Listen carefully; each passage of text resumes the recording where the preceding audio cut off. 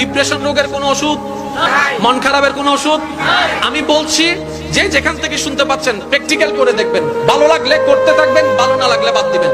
আমি প্র্যাকটিক্যাল করেছি, সেটা আপনাদেরকে বলছি।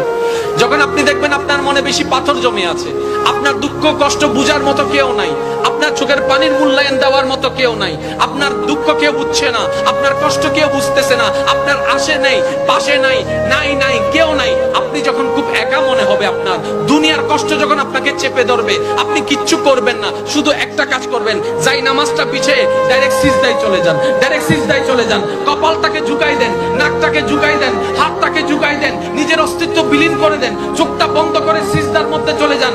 আল্লাহর ওয়াস্তে করে বলছি, কিচ্ছু পড়া লাগবে না, শুধু সিজদার মধ্যে পড়তে থাকেন, সিজদায় পড়ে থাকেন, কান্না করতে থাকেন। ওনাকে বুঝান যিনি আপনি না বললেও সবকিছু বুঝে, ওই রবকে জানান যিনি আপনি না জানালেও সবকিছু জানে।